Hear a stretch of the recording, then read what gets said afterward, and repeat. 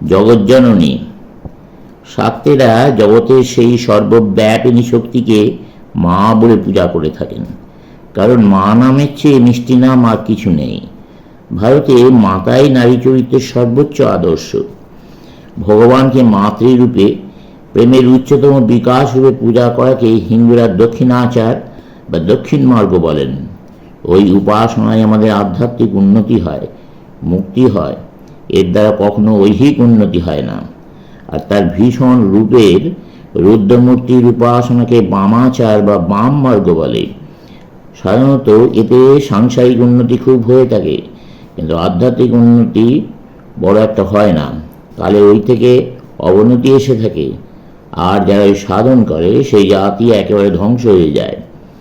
জননী শক্তির প্রথম বিকাশ স্বরূপ, আর জনকের ধারণা থেকে জননীর ধারণা ভারতে উচ্চতর বিবেচিত হয়ে থাকে।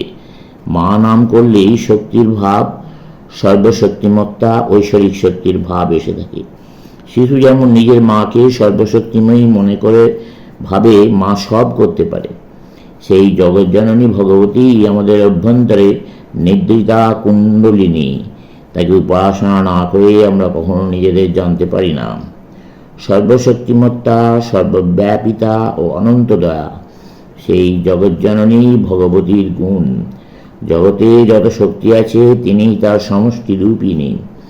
জগতে যত শক্তির বিকাশ দেখা যায় সবই সেই মা। তিনি প্রাণ রূপিণী, তিনি বুদ্ধি রূপিণী, তিনি প্রেম রূপিণী। তিনি সমগ্র জগতের ভেতরে রয়েছেন, আবার জগৎ থেকে সম্পূর্ণ পৃথক।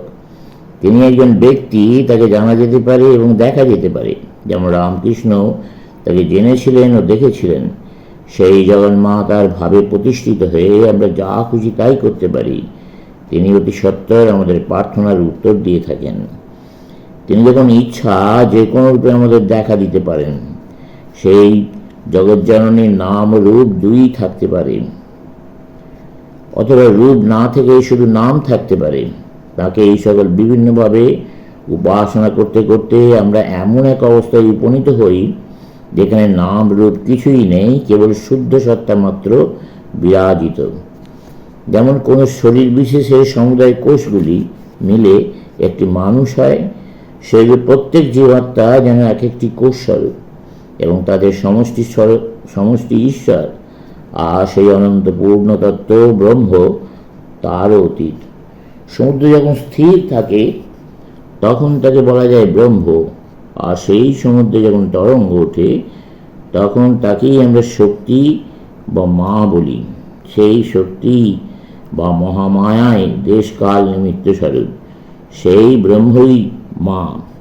তার দুই রূপ, একটি সবিশেষ বা সগুণ এবং অপরটি নির্বিশেষ বা নির্গুণ।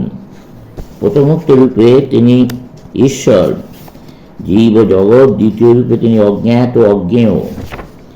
সেই নিরুপাধিক সত্তা থেকেই ঈশ্বর, জীব ও জগৎ এই তৃপ্তভাব এসেছে।